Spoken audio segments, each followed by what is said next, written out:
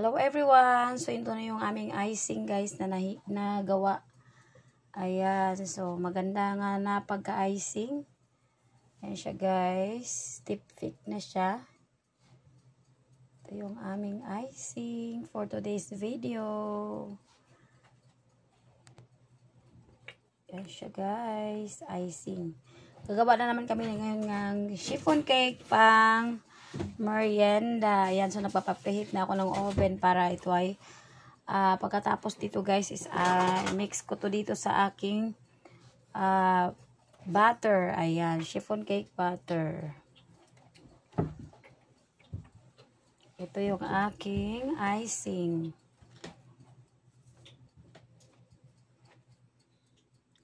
Ayan siya guys. So ito yung aking butter. Ayan, so okay na siya. At tingnan natin. Ayan. So mag-mix na ako guys paunti-unti. So ayan. Ang ganda ng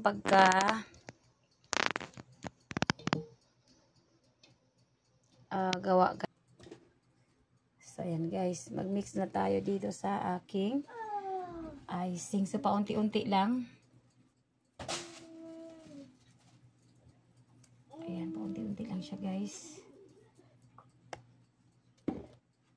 Ito yung aming pangmerienda. Bukas. Ayan. So, cut and fold lang tayo. Bali, itong ginagamit, itong ginagawa ko ngayon guys is, ano pala to? 2 cups. So, 2 cups ito na all-purpose flour. So, ang prepared kong gamitin sa aking, ano guys, kapag walang cake flour is all-purpose flour. Pero okay lang din naman guys, kahit all-purpose flour ang gamitin na para sa pagluto ng chiffon cake. Maganda pa rin siya guys yung kinalabasan kasi hindi naman siya overmix. Ayan. So kapag kapag gumawa kayo ng chiffon cake, kailangan talaga iwasan yung maging overmix ang inyong butter. Ayan. So kailangan siya tamang-tama lang yung paghalo sa ating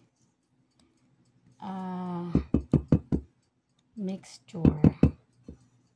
Ayan.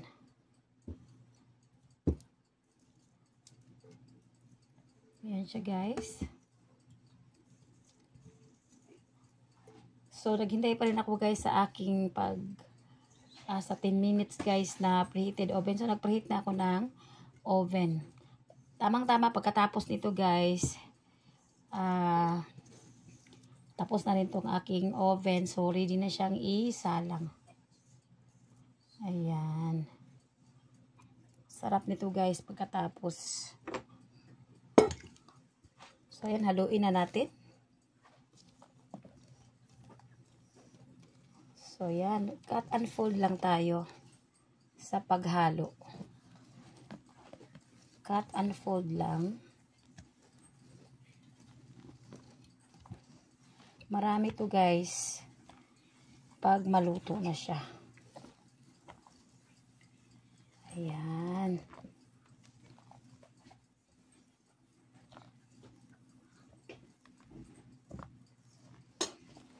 So kailangan talaga na pantayin natin yung kanyang kulay. So kailangan pantayin yung kanyang kulay.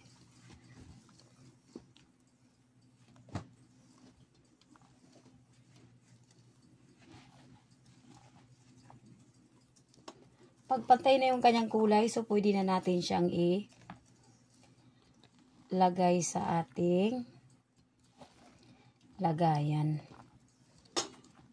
Ayan siya guys. Malapit na magpantay ang kanyang kulay. Kunti na lang siya. Kunting mix na lang. Ayan. So, dahan-dahan lang yung pag-mix natin ito guys. Kasi, lalo natin lakasan ng pag-mix. So, mag-ano siya ng hangin. Airy siya guys. So, ayan. Okay na siya.